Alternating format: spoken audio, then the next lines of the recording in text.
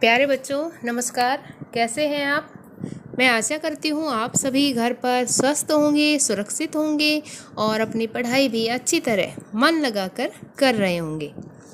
आज बच्चों हम कक्षा 9 से आपकी जो क्षितिज पाठ्य पुस्तक है उसमें बेटा गद्य खंड में एक पाठ है हमारा प्रेमचंद के फटे जूते, जिसके लेखक हैं हरिशंकर परसाई जी। हमने ये पहले भी इसके सार के बारे में बता दिया है, बेटा एक बार से दोबारा देख लें कि इसमें क्या बताया है हरिशंकर परसाई जी ने।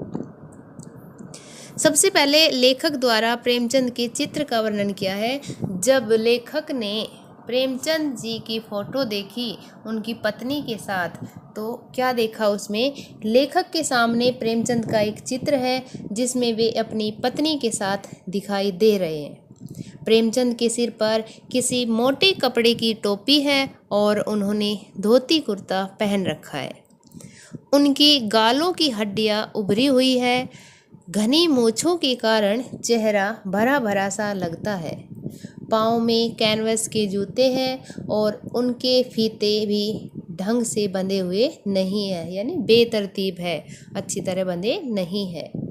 दाहिने पैर का जूता तो ठीक है, पर बाएं पैर के जूते में बड़ा सा छेद हो गया है। दायां मतलब सीधा और बायां मतलब उल्टा, जिसके कारण पाँव की उंगली बाहर आ गई है। इसी फटे जूते को देखकर लेखक की नज़र उस पर ही अटक गई। किस पर? फटे हुए जूते पर। प्रेमचंद की सादगी का अनुमान उनकी इस पोशाक को देखकर लगाया जा सकता है कि प्रेमचंद जी ने कभी दिखावा नहीं किया। वो बहुत ही सादा जीवन बिताते थे। उन्होंने कभी भी बाहरी चीज़ों के प्रति अपना रुझान नहीं दिखाया। अब उस फोटो को देखकर बेटा लेखक को चिंता हो जाती है और क्या कहते हैं? लेखक प्रेमचंद के जूते देखकर चिंता में डूब जाते हैं कि अगर फोटो खिंचवाने के लिए यह पोशाक है तो वास्तविक जीवन में कैसी पोशाक होगी। फिर उन्हें विचार आया कि प्रेमचंद अंदर बाहर की अलग अलग पोशाकें रखने वाला मनुष्य नहीं है। लेखक के अनुसार प्रेमचंद हमारे साहित्यिक पुरखे हैं, साहित्यिक पुरखे जिनसे हमने प्रेरणा लेकर रचनाएं साहित्य लिखने सीखे हैं। लेकिन उस फटे जूते के कारण उन्हें जरा भी लज्जा महसूस नहीं हो रही, जैसे यह कोई साधारण सी बात हो। अक्सर हम देखते हैं कि या खुद हम जब फ़ोटो खिंचाते हैं तो कपड़े भी अच्छे पहनते हैं, जूते भी अच्छे पहनते हैं, तो अगर हम फटे हुए जूते पहने तो हम उस रूप में कभी भी फ़ोटो नहीं खिंचाएंगे। तो कह रहे, लेकिन प्रेमचंद के चेहरे को देखकर ऐसा महसूस ही नहीं हो रहा कि उन्होंने फटा हुआ जूता पहन रखा है और उनके चेहरे पर थोड़ी बहुत भी शर्म ग्लानि हो। अब प्रेमचंद के बारे में फोटोग्राफर को विचार आता है। जब फोटो खींचते हैं तो क्या कहता है? जब वह रेडी प्लीज का कहता होगा फोटोग्राफर, तब परंपरा के अनुसार उन्होंने चेहरे पर मुस्कान लाने की कोशिश भी की होगी।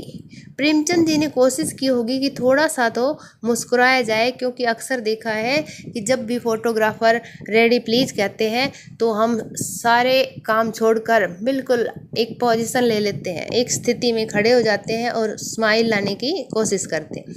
इसी तरह प्रेमचंद भी कर रहे हैं और ऐसा लगता है कि प्रेमचंद ज़बरदस्ती मुस्कान लाने की कोशिश कर रहे होंगे, कि ज़बरदस्ती मुस्कुरा रहे होंगे और अभी कोशिश ही कर रहे थे कि फोटोग्राफर ने बीच में ही क्लिक करके थैंक यू कह दिया होगा। अभी आधी मुस्कान ही उनके चेहरे पर आई थी कि उन्होंने फोटोग्राफर ने क्लिक कर दिया और थैंक यू कह दिया होगा। वह भी सोचता होगा यह कैसा आदमी है जो फटे जूते पहनकर ही फोटो खिंचवाने आ गया, कि फोटो खिंचवानी थी तो कम से कम जूते तो सही पहनते। लेखक का प्रेमचंद जी को परामर्श सलाह क्या देते हैं लेखक, कि प्रेमचंद को यदि फ़ोटो खिंचवाना इतना ही ज़रूरी था तो ढंग के जूते तो पहन लेते या फिर फ़ोटो ही ना खिंचवाते। फिर सोचते कि शायद उनकी पत्नी ने आग्रह किया होगा और वो मना नहीं कर सके होंगे, इसलिए फ़ोटो खिंचवाने आ गए होंगे। शायद तुम फ़ोटो खिंचवाने का महत्व नहीं समझते हो, वरना फ़ोटो खिंचवाने के लिए जूते किसी से मांग भी लेते। लोग तो मांगे हुए कोट से वर दिखाई तक देते हैं कि दूल्हे जैसे दिखते हैं, मांग कर पहन लेते कपड़े, और मांगे हुए मोटर से बारात निकालते हैं बारात भी निकाल लेते हैं किसी की गाड़ी मांगकर। फोटो खिंचवाने के लिए तो लोग बीवी तक मांग लेते हैं। आपने देखा होगा कि शादियों में या कहीं फंक्शन में दूसरों की बीवियों के साथ भी फ़ोटो खिंचवा लेते हैं। कई लोग तो इत्र लगाकर फ़ोटो खिंचवाते हैं। इत्र क्या होता है बेटा?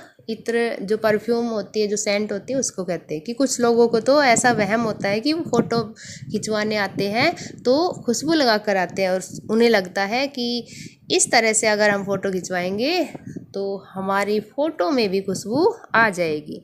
लेखक कहता है कि जूता हमेशा टोपी से कीमती रहा है। टोपी 8 आने में मिल जाती है, पर उस ज़माने में भी जूते कम से कम 5 रुपए के होंगे। कह रहे जूता हमेशा कीमती ही रहा है और टोपी तो उस ज़माने में भी सस्ती थी और आज भी सस्ती है।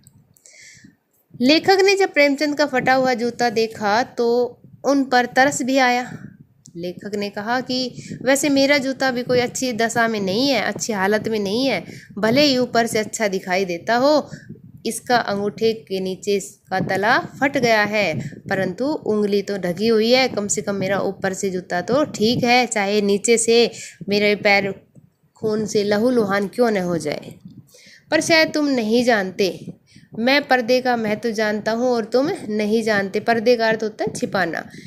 तुम तो फटा जूता पहनकर भी शान से जी लेते हो, पर मैं फटा जूता नहीं पहन सकता। अगर कोई मेरी जीवनी लिखना चाहे, लेखक कहता है कि अगर कोई मेरे बारे में लिखना चाहे तो भी मैं किसी भी हाल में फटा हुआ जूता नहीं पहन सकता, चाहे वो बिना फोटो के ही मेरी जीवनी लिख दे। लेखक प्रेमचंद की विभिन्न रचनाओं के मुख्य पात्रों का नाम लेते हुए प्रश्न करता है कि तुम्हारा जूता कैसे फट गया। शायद तुम्हारा जूता बनिए की दुकान के चक्कर लगाते लगाते घिस गया होगा, लेकिन चक्कर लगाने से जूता घिस तो जाता है लेकिन फटता नहीं।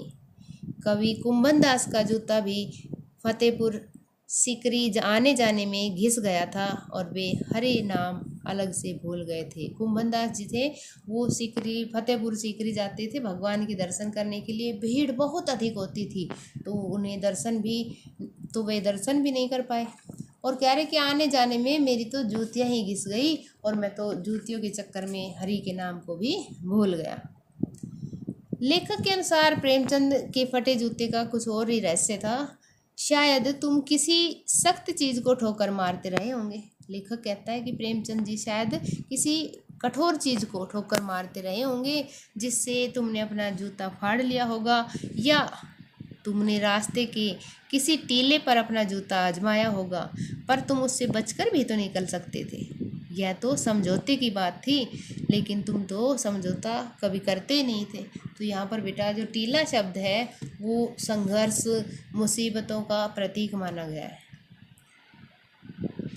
जैसे गोदान का होरी नेम धर्म को नहीं छोड़ सका, वैसे ही प्रेमचंद भी नेम धर्म को नहीं छोड़ सके। नेम धर्म उनके लिए मुक्ति का साधन था।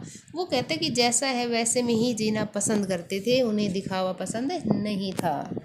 लेखक कहता है कि तुम्हारे पाँव की उंगली ये संकेत करती हुई प्रतीत हो रही है कि जिसे तुम घृणित समझते हो। घृणित क्या होता है? जिससे हम नफरत करें, घृणा करने वाला, है ना, घृणा करने योग्य, उसकी तरफ हाथ की नहीं पाँव की अंगुली से संकेत करते हो।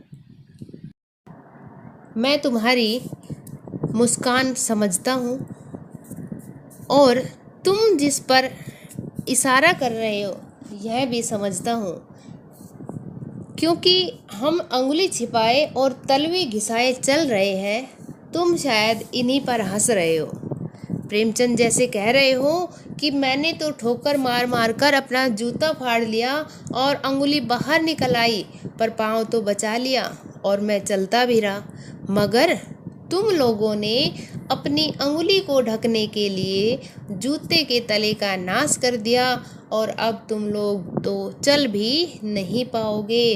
अर्थात प्रेमचंद जी की व्यंग मुस्कान उन लोगों के लिए थी जो समाज में दिखावा करना पसंद करते हैं। तो ये बात लेखक को समझ आ गई कि उनकी व्यंग मुस्कान के पीछे क्या कारण था। और बच्चों, मैं उम्मीद करती हूँ आपको भी इस पाठ का सार अच्छी तरह समझ आया होगा। धन्यवाद।